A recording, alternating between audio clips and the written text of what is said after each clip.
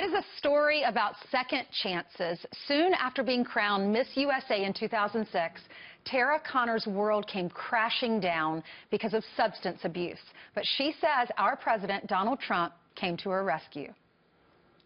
I've always been a believer in second chances.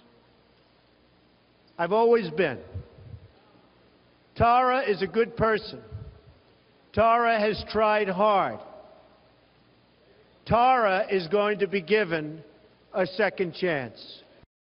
You see her tears. Now she is 10 years sober, and she is spreading her message of awareness to the 22 million Americans that are suffering with addiction. She has also penned an op-ed thanking President Trump. Now, joining me now is Tara Connor. She is an advocacy ambassador for Facing Addiction, a nonprofit organization.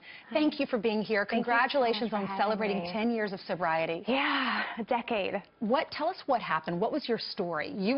This was in 2006. Right. You were crowned Miss USA. I'm crowned Miss USA. 9 months into my reign, I failed a drug test for cocaine, and then it becomes this massive media circus and this huge news story.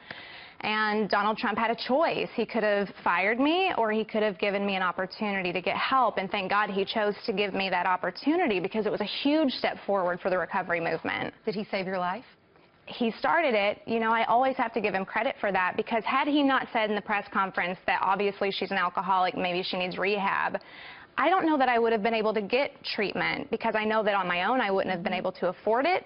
And I didn't even know that I was suffering from a disease because of the stigma. If he had come out and publicly shamed you, it might have taken you down even a darker path. Who knows? Right. Who knows what could have happened? But I mean, I got the shame from everyone else for sure. Like, they were calling me Miss USA and like disgraced Miss USA, and that's when the advocacy started, because I was so mad. Right. Because, well, you know, I'm reading your story. I'm reading your history. Tell the folks at home why you turned to alcohol and cocaine.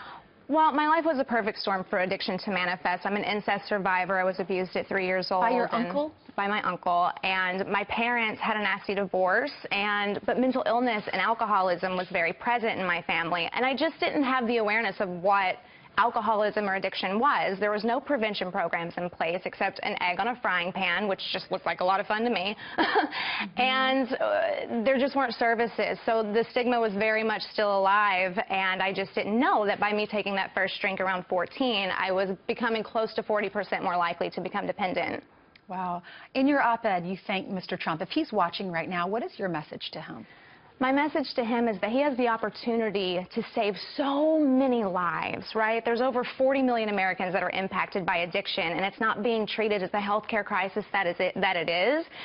And, you know, thank God for the grassroots organizations who have been handling this for so long, like Transforming Youth Recovery and Facing Addiction, creating this huge umbrella of these nonprofits so that we have the resources and know where to go, but it's still not enough.